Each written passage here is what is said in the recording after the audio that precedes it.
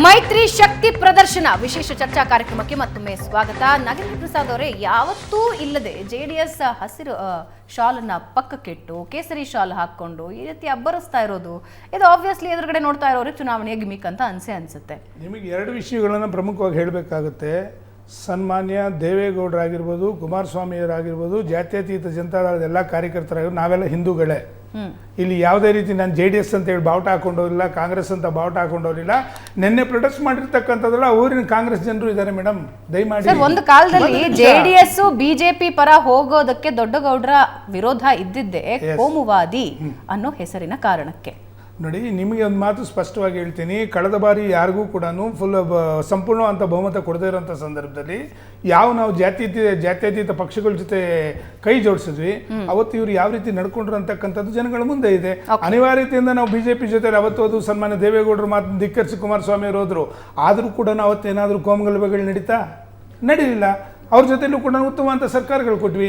ಇವತ್ತು ಸನ್ಮಾನ್ಯ ಕುಮಾರಸ್ವಾಮಿ ಅವರು ಒಬ್ಬ ಹಿಂದೂ ಆಗಿ, ದೇಶದ ಪ್ರಜೆಯಾಗಿ, ಮಂಡ್ಯ ಭಾಗದ ಪ್ರತಿನಿಧಿಯಾಗಿ, ನಾನು ಈಗ ತಾನೇ ತಮ್ಮ ಚಾನಲ್ ನೋಡ್ತಾ ಇದ್ದೀನಿ, ಸನ್ಮಾನ್ಯ ಚಲುವರಾಯ ಸ್ವಾಮಿ ಅವರು ಅವರ ರಾಜಕೀಯದ ವಿಚಾರ, ಅವರು ರಾಷ್ಟ್ರದ ವಿಚಾರ ರಾಜಕೀಯ ಮಾಡಬಾರ್ದು, ನಿಮ್ಮ ಕೊಡುಗೆ ಏನು ಮಂಡ್ಯಕ್ಕೆ ಅಂತ ಹೇಳಿ. ಸ್ವಾಮಿ, ನಾಳೆ ಬೆಳಿಗ್ಗೆನೆ ಡಿಬೇಟ್ಗೆ ನಾನು ಇತಿಹಾಸ ತರ್ತೇನೆ. ನಾಳೆ ಬೆಳಿಗ್ಗೆ ನೀವು ಕಾಂಗ್ರೆಸ್ನ ವಕ್ತಾರ ಕಳಿಸ್ತಿರೋ, ನೀವು ಬರ್ತಿರೋ ಬನ್ನಿ. ಆ ಪಕ್ಷದಲ್ಲಿ ನೀವೇನಾದ್ರೂ ರಾಜಕೀಯ ಶುರು ಮಾಡಿದ್ರೆ ಇದೇ ಜಾತ್ಯತೀತ ಜನತಾದಳದಿಂದ ನೀವು ಕೂಡ ಮಂಡ್ಯ ಜಿಲ್ಲೆಯಲ್ಲಿ ಇದ್ದೀರಾ ಅಂತಕ್ಕಂಥದ್ದನ್ನು ಮರಿಬೇಡಿ. 2 ಬಾರಿ ನೀವಲ್ಲಿ ಸಚಿವರಾಗಿರ್ತಕ್ಕಂಥದ್ದನ್ನು ಮರಿಬೇಡಿ. ಹಾಗಾದ್ರೆ ನಿಮ್ಮನ್ನು ಪ್ರಶ್ನೆ ಮಾಡಬೇಕಾಗ್ತದೆ, ನಿಮ್ಮ ಕೊಡುಗೆ ಏನು ಅಂತಕ್ಕಂಥದ್ದು. ಶ್ರೀಮಾನ್ ದೇವೇಗೌಡರ ಕೊಡುಗೆ ಏನು, ಶ್ರೀಮಾನ್ ಕುಮಾರಸ್ವಾಮಿ ಅವ್ರ ಕೊಡುಗೆ ಏನು ಮಂಡ್ಯ ಜಿಲ್ಲೆಗೆ ಅಂತಕ್ಕಂಥ ಜನತೆಗೆ ಗೊತ್ತಿದೆ. ಒಂದು ಎರಡನೇ ನಾನೊಂದು ಮಾತನ್ನು ಸ್ಪಷ್ಟವಾಗಿ ಹೇಳ್ತಾ ಇದ್ದೀನಿ. ಹಾಗಾದ್ರೆ ಇಷ್ಟ ತನಕ ಕಾನೂನಿನ ಬಗ್ಗೆ ಕಾಂಗ್ರೆಸ್ ವಕ್ತಾರರು ಮಾತಾಡೋದು ಸಂತೋಷ, ಕಾನೂನು ಎಲ್ರಿಗೂ ಒಂದೇ. ಹಾಗಾದ್ರೆ ನಿಮ್ಮ ಫ್ಲಕ್ಸ್ಗಳ ರಾಜರಸ್ತೆ ಇದೆಯಲ್ಲ ಇಡೀ ಮಂಡ್ಯ ಜಿಲ್ಲೆ ಉದ್ದಕ್ಕೂ ಆಗಬೇಕು, ಯಾರು ನಿಮ್ಗೆ ಪರ್ಮಿಷನ್ ಕೊಟ್ಟಿರೋರು? ಯಾಕೆ ನಿಮ್ಗೊಂದು ಕಾನೂನು ಬೇರೆಯವ್ರಿಗೊಂದು ಕಾನೂನು? ಹಾಗಾದ್ರೆ ಕಾನೂನು ರಸ್ತೆಯಲ್ಲಿ ಹಾಕೋದಲ್ಲ ಸರ್ ಮೇಡಮ್. ಒಂದು ಮಾತು ಹೇಳ್ತಿದ್ದೀನಿ, ಧ್ವಜಸ್ತಂಭದಲ್ಲಿ ಸರ್ಕಾರಿ ಕಚೇರಿ ಮೇಲೆ ಹಾಕಿಲ್ಲ. ಒಂದು ನಿಮಿಷ, ಸರ್ಕಾರಿ ಜಾಗದಲ್ಲಿ ಒಂದು ನಿಮಿಷ. ಹಾಗಾದ್ರೆ 22ನೇ ತಾರೀಕಿಂದ 4 ದಿನಗಳ ಕಾಲ ಯಾವ ಜವಾಬ್ದಾರಿ ಮೇಲೆ ಹಾಕಿದ್ರಿ? PDO ನೀವು ಸಸ್ಪೆಂಡ್ ಮಾಡಿದ್ರಲ್ಲ, PDOಗೆ ಒತ್ತಡ ಕೊಟ್ಟಿದ್ದಾರೆ. ಹಾಗಾದ್ರೆ ಪರ್ಮಿಷನ್ ಯಾರು ಕೊಡಬೇಕು? PDO ಒಬ್ಬ ತಗೊಳಕ್ಕಾಗುತ್ತಾ?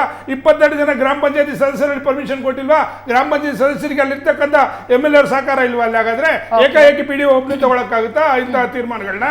ಇದರಲ್ಲಿ ಇವ್ರ ಕೈವಾಡ ಇದೆ ಪಕ್ಕ. ಯಾವುದೇ ಕಾರಣಕ್ಕೂ ಇದರಿಂದ ರಾಜಕೀಯದ ಲಾಭ ಪಡ್ಕೊಳ್ಳೋಕೆ ಇವ್ರು ಮಾಡ್ತಿದ್ದಾರೆ. ಆ ಊರಿನ ಜನತೆ ಸಣ್ಣ ಗ್ರಾಮ ಮೇಡಮ್, ನೀವೇ ನೋಡಿ ಎಂತೆಂಥ ದೊಡ್ಡ ವಿಚಾರಗಳನ್ನ ಆಗಲೇ ಪ್ರಸ್ತಾಪ ಮಾಡ್ತಾ ಇದ್ರಿ. ದೊಡ್ಡ ದೊಡ್ಡ ವಿಚಾರಗಳನ್ನ ಕೂತು ಸವಾರ್ತೆಯಿಂದ ಅಲ್ಲಿ ಸಮಸ್ಯೆಗಳನ್ನ ತೀರ್ಮಾನ ಮಾಡ್ಕೋಬೋದಾಗಿತ್ತು. ಇವರಿಗೆ ಅಂತ ಒಂದು ವಿಚಾರ ಇಲ್ಲವೇ ಇಲ್ಲ. ಇನ್ನೊಂದು, ಹೆಂಗಸರ ಮೇಲೆ ಲಾಠಿ ಚಾರ್ಜ್ ಮಾಡ್ತಾರೆ, ಮಕ್ಕಳ ಮೇಲೆ ಲಾಠಿ ಚಾರ್ಜ್ ಮಾಡ್ತಾರೆ.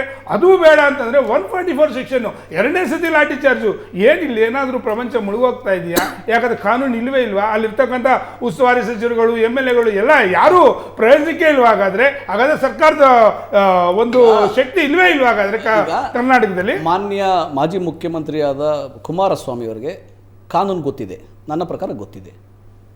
ಅನುಮತಿ ತಗೊಂಡಿರೋದು ಒಂದು, ಅನುಮತಿಗೆ ವಿರುದ್ಧವಾಗಿ ಕೆಲಸ ಮಾಡಿದ್ದಾರೆ ಅನ್ನೋದು ಅವ್ರಿಗೆ ಗೊತ್ತಿದೆ. ಅನುಮತಿಗೆ ವಿರುದ್ಧವಾಗಿ ಕೆಲಸ ಮಾಡಿದ್ಬೇಕಾದ್ರೆ ಅದು ಸ್ಥಳೀಯ ಆಡಳಿತ ಅದನ್ನು ರಿಮೂವ್ ಮಾಡೋದು ಸ್ವಾಭಾವಿಕ, ಅದು ಕಾನೂನು. ಇವ್ರು ಮಾಡ್ತಾ ಇರ್ತಕ್ಕಂಥದ್ದೇನು ಕಾನೂನು ಉಲ್ಲಂಘನೆ ಅಲ್ವಾ? ಕುಮಾರಸ್ವಾಮಿ ಅವ್ರು ಮಾಡ್ತಾ ಇರ್ತದ್ದು, ಯಾರು ಕಾನೂನನ್ನು ಮುರಿದ್ರು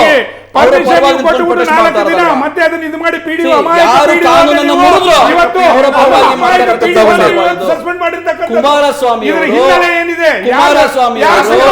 ಅಲ್ಲಿ ಶಾಂತಿ ಸುವ್ಯವಸ್ಥೆ ಕಾಪಾಡಲಿಕ್ಕೆ ಹೋಗಿದ್ದಾರೆ, ಅಲ್ಲಿ ಸಭೆ ಮಾಡಿ ಎಲ್ಲರೂ ತಿಳಿಗೊಳಿಸಲಿಕ್ಕೆ ಹೋಗಿದ್ದಾರೆ.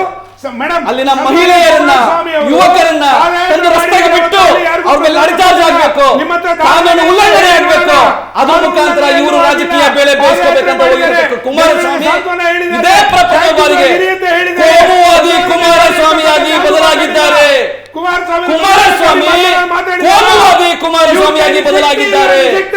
ಕುಮಾರಸ್ವಾಮಿ ಚುನಾವಣೆಯಲ್ಲಿ ಸೋತು ಸುಳ್ಳಾಗಿ ಹಿಂದೂ ಜೀವನದಲ್ಲಿ ಗೆಲ್ಲಲಾಗದ ಈ ರೀತಿಯ ಕೆಳಮಟ್ಟದ ರಾಜಕಾರಣದಲ್ಲಿ ಅಲ್ಲಿನ ಜನತೆಗಳಿಗೆ ಕಾನೂನು ಉಲ್ಲಂಘನೆ ಮಾಡಿ ಕಾನೂನಿಗೆ ಗೌರವ ಕೊಡಿ. ಯಾವ ರಾಜಕೀಯ ಯಾವುದಾದ್ರು ಹೋರಾಟ ಮಾಡಿದೆ, ಬನ್ನಿ ಅಭಿವೃದ್ಧಿ ಚರ್ಚೆ ಮಾಡಿ, ಅದನ್ನು ಕ್ಷುಲ್ಲಕ ರಾಜಕಾರಣ ಮಾಡಿದ್ರೆ ಮೈಗೂಡಿಸ್ಕೊಂಡಿಲ್ಲ. ಆಂಜನೇಯ ಗದೆ ಹೊಡಿತಾನೆ. ಲಾಸ್ಟ್ ಚುನಾವಣೆ ಗದೆ ಹೊಡೆದ ಆಂಜನೇಯ ಅದೇ ರೀತಿ ಹೊಡಿತಾರೆ ಚುನಾವಣೆಯಲ್ಲಿ. ರಾಜಕೀಯಕ್ಕೆ ಇವರು ಸರ್ಕಾರವನ್ನು ನಡೆಸ್ತಕ್ಕಂಥ ಶಕ್ತಿ ಇವ್ರಿಗೆ ಇಲ್ಲ, ಎಲ್ಲ ಕಳ್ಕೊಂಡಿದ್ದಾರೆ. ಇದೇ ಮಾತನ್ನ ಬಡವರ ಬಗ್ಗೆ ಕೋಮುವಾದಿ ಕುಮಾರಸ್ವಾಮಿ ಯಾರು ಆಯ್ತಾ? ಜಾತ್ಯತೀತ ಕುಮಾರಸ್ವಾಮಿ ಇವತ್ತು ಕೋಮುವಾದಿ ಕುಮಾರಸ್ವಾಮಿ ಜನಗಳಿಗೆ ಸುಳ್ಳು ಹೇಳಿ ಕಾನೂನು ಉಲ್ಲಂಘನೆ ಮಾಡಿ ಹೋಗಿ ಪ್ರಚಾರಕಾರಿ ಭಾಷಣ ಮಾಡ್ತಾ ಇದ್ದಾರೆ. ಅವರು ಕಾನೂನಿನ ಅರಿವು ಹಚ್ಚಬೇಕು. ಮಾಜಿ ಮುಖ್ಯಮಂತ್ರಿ ಆದವರಿಗೆ ಜವಾಬ್ದಾರಿ ಬೇಡ, ಹೊಣೆಗಾರಿಕೆ ಬೇಡ ಅಂದ್ರೆ ತಪ್ಪಾಗುತ್ತೆ. ಕುಮಾರಸ್ವಾಮಿ ಅವರಿಗೆ ಜವಾಬ್ದಾರಿ ಇಲ್ಲ, ಹೊಣೆಗಾರಿಕೆ ಇಲ್ವಾ? ಕಾನೂನಿಂದು ಗೌರವ ಇಲ್ವಾ? ಕಾನೂನು ಮೇಲೆ ಗೌರವ ಇಲ್ವಾ? ಚುನಾವಣೆಗಾಗಿ ಬಿಜೆಪಿ ಕಾನೂನು ಧಿಕ್ಕರಿಸಬಹುದಾ? ಲ್ಯಾಂಡ್ ಆರ್ಡರ್ ಇಲ್ವಾ? ಸರ್ಕಾರ ಬಿಡಿಸ್ತೀವಿ ಅಂದ್ರು, ದೇವೇಗೌಡರು ಸರ್ಕಾರ ಬಿಡಿಸಿದ್ರು, ಮತ್ತೊಂದ್ಸತಿ ಕುಮಾರಸ್ವಾಮಿ ಸರ್ಕಾರ ಬಿಡಿಸಿದ್ರು. ಎಲ್ಲಿ ನಾವು ಬೆಳ್ಕೊಂಡ್ಬಿಡ್ತೀವೋ ರಾಜ್ಯದಲ್ಲಿ ಮಂಡ್ಯದ ಬಗ್ಗೆ ಮಾತಾಡ್ರಿ. ಕುಮಾರಸ್ವಾಮಿ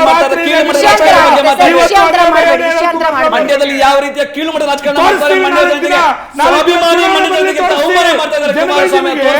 ಅಲ್ಲ, ನಿಮ್ಗೆ ತಾಕತ್ತಿದ್ರೆ ಹೋದ್ಸತಿ ನೀವ್ ಯಾಕೆ ಕ್ಯಾಂಡಿಡೇಟ್ ಹಾಕಿಲ್ಲ? ಹಾಗಾಗಿದ್ರೆ ಮಂಡ್ಯದಲ್ಲಿ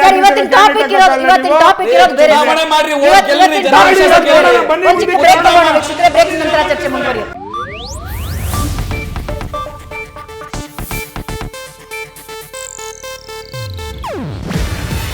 ಇದು ಏಷ್ಯಾನೆಟ್ ನ್ಯೂಸ್ ನೆಟ್ವರ್ಕ್ ಪ್ರಸ್ತುತಿ. ನೀವು ನೋಡ್ತಿದ್ದೀರಾ ಏಷ್ಯಾನೆಟ್ ಸುವರ್ಣ ನ್ಯೂಸ್.